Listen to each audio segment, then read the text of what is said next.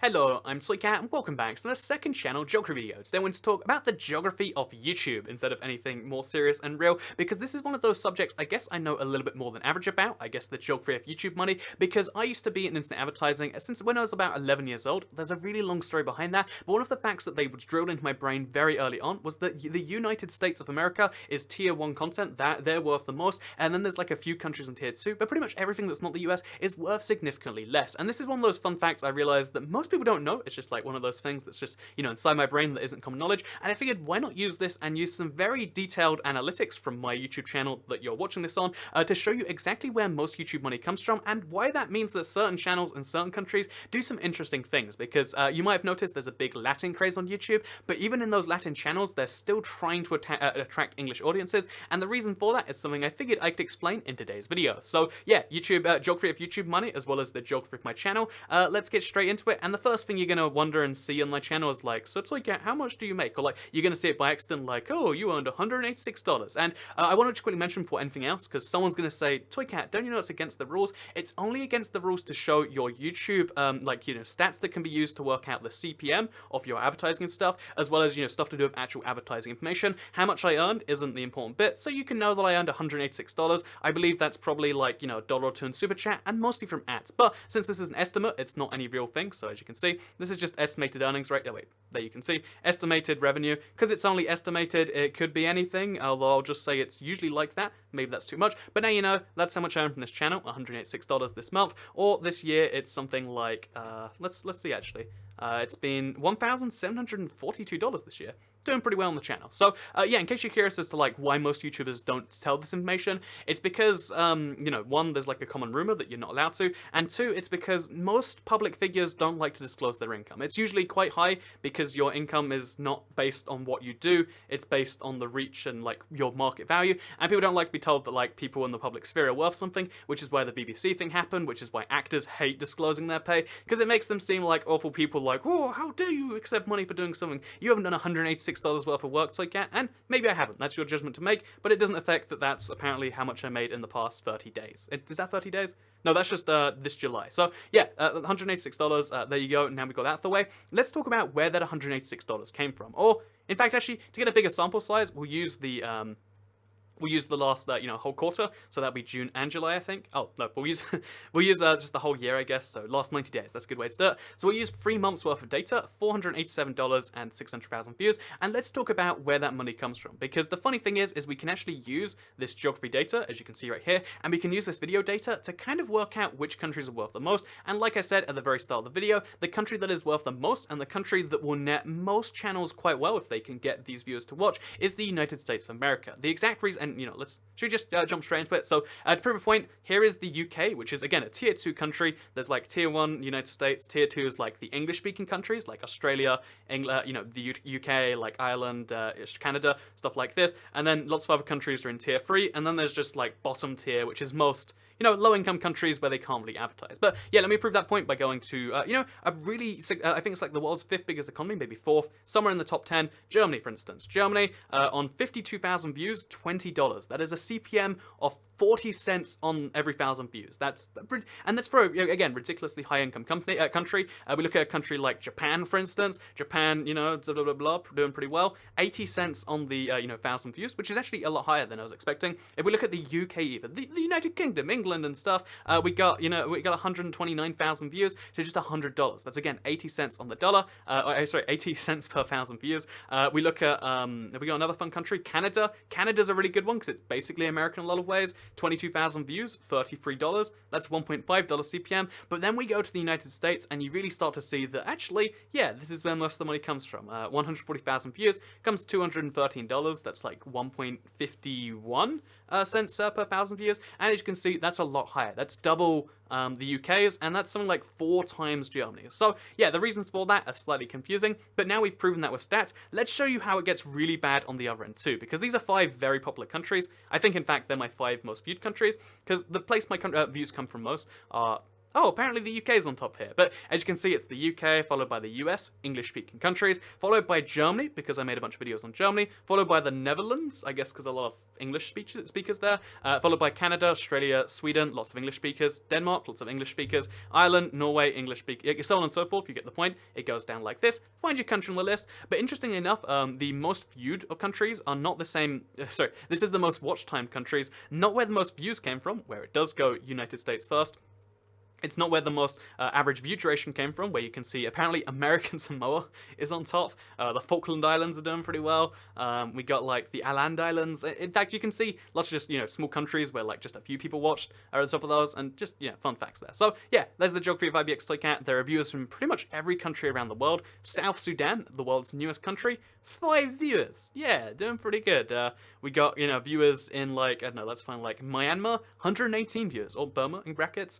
We go to, if you go to any continent, pretty much every country, with few exceptions. In fact, wait, let's find out, are there any viewers from South and North Korea? Oh, there are no North Korean viewers on the IBX Toy Cat YouTube channel.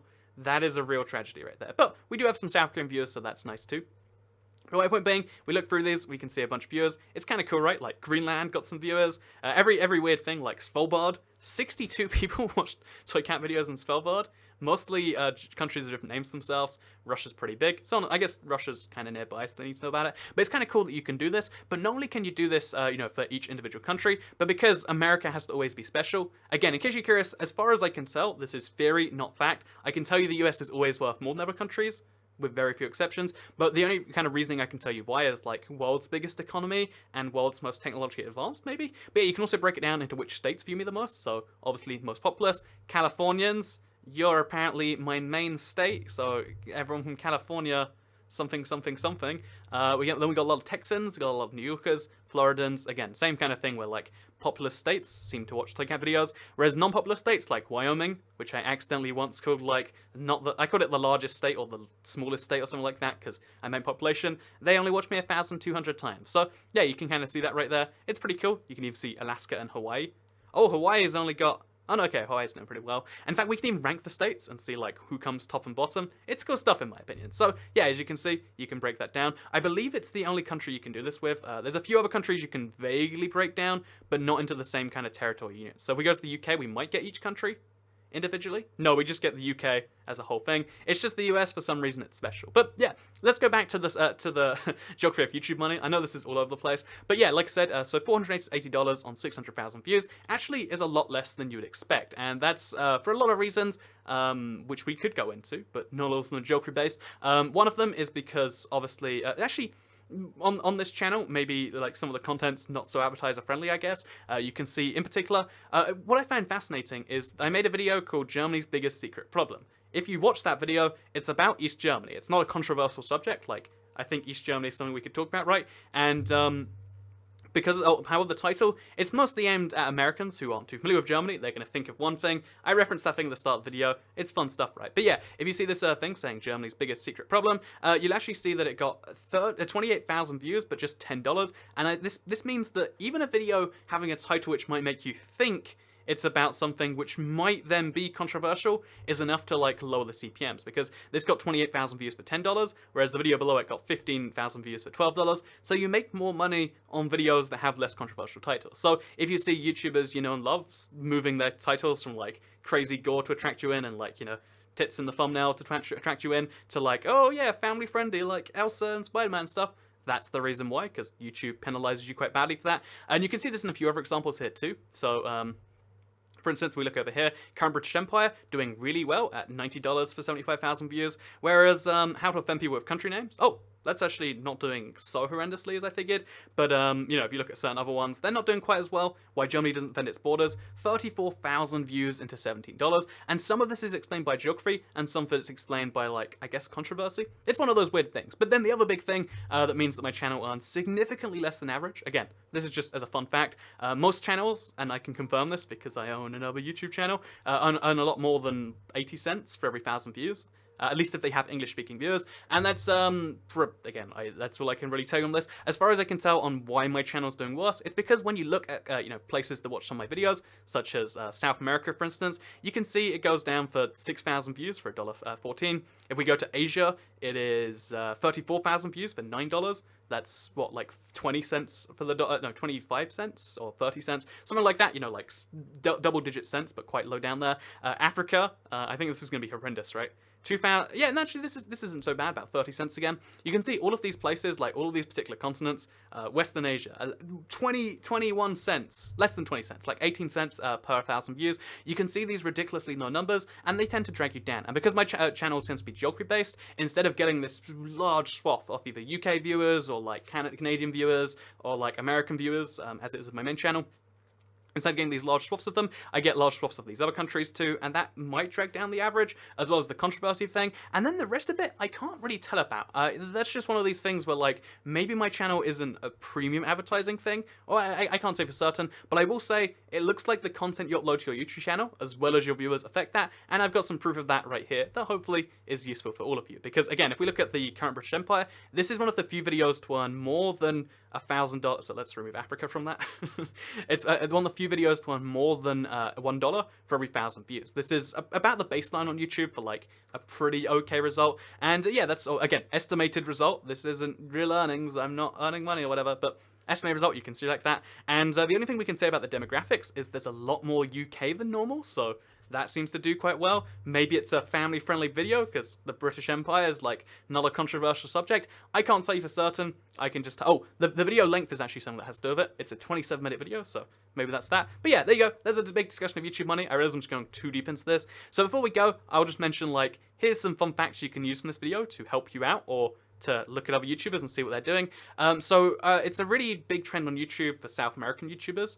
Brazil in particular is a big one, but Spanish-speaking YouTube, or Portuguese or Spanish, I should say, speaking YouTubers on YouTube. But you'll notice how the CPMs in those countries are horrendously low. This is 18 cents, 17 cents, a little bit less than 17. It's like, somewhere less than 20 cents for every 1,000 views. And this means there are these giant YouTubers getting something like 10 million views a month or 100 million views a month and getting paid this tiny, tiny, tiny fraction of what they get paid if these were American viewers, which is why it's worth it for these channels to lose, let's say 10 million Brazilian viewers if they gain 2 million American viewers, which is a really fascinating thing. That it's kind of like a marketplace of like, it's kind of worth it to speak English, even though your subscribers won't understand you, because other people won't. And in fact, here's a fun fact you want to know. Subscribers who watch my YouTube channel are actually not the bulk of my YouTube viewers. So if we look right here, just all my videos, all the time, I got 90,000 views from subscribed viewers in the last 90 days, whereas non-subscribed people who weren't subscribed at the time they watched, was 511,000. That's about 5/6 of my views coming from people, a little bit more than 5/6, right? Yeah, more than 5/6 of my views coming from people that didn't watch my video, and you can use this to your advantage by trying to aim at a particular demographic if that's your thing. Again, I've seen YouTubers do this. In my opinion, it's not worth doing because, like, I just, I think I speak English and, like, again, it's an easy enough thing for me because both my channels naturally appeal a little bit more to English speakers, but it's something that you might see in those communities, and it's something that I look at and I go, that's clever, and now you can look at too. But yeah, this video wasn't meant to be like negative at them anyway. Like, do your thing. If you have 100 million viewers, you should try to make money on them. But now you know where the YouTube money comes from. It's wait, let's look on the map one more time. Let's show you. Or we can just go to a regular map. Let's just do that, right? So here you can see on the map. Here's where the money's at. This big continent over here. A little bit in Canada too, because Canada and the US are so closely linked. In some ways, and again, tier 2 country. We got, in terms of like ad rates, by the way. I'm not saying like tier 2, like, like competitive game tiers. But yeah, then we got the UK over here, we got Australia, New Zealand, the English-speaking high-income countries. Then you got like the tier below that, which is like high-income countries, but not necessarily English-speaking. So we got like Germany on there. You'll find stuff like France on there. You'll find a lot of countries like that on Sweden, for instance, on there. And then you have like the tier below that where apparently, Latin America, South America monetizes very poorly. Western Asia, which would be, I guess, over here somewhere, apparently monetizes very poorly. And which is, it makes sense when you think about like those areas. How are you going to advertise something to make money through the internet? Oh, I guess, yeah, you probably do want to do it in the US. And yeah, maybe that's something you thought about in today's video. I just wanted to talk about it for a bit and maybe share some information. So while we're here anyway, yeah, the channel's been doing a lot better since the last time we spoke about it.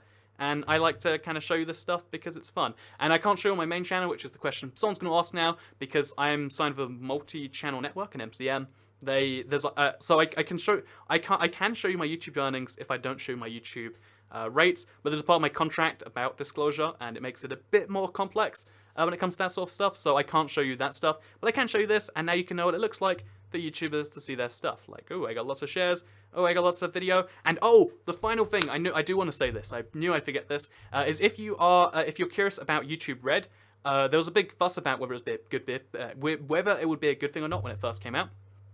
And now I can confirm. So I made $487 from ad revenue, apparently, and $31 from YouTube Red. I don't know if I was meant to show this because it relates to ads, but let's just hope no one's looking. So if I made 400, so that's something like 6% of my revenue, maybe a little bit more, came from YouTube Red YouTube Red revenue. Whereas my views, if you look at them, 600,000 views to 6,000 YouTube Red views. This means that on average, 1% of my views are making 6% of my revenue, which means you make a YouTuber 6 times more, at least when they get terrible CPMs like me, if you watch them with YouTube Red, which is maybe something that can encourage you to buy it. Again, I don't really care. I can't buy YouTube Red. I want it so badly, but I can't get it.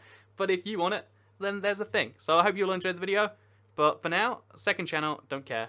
Goodbye.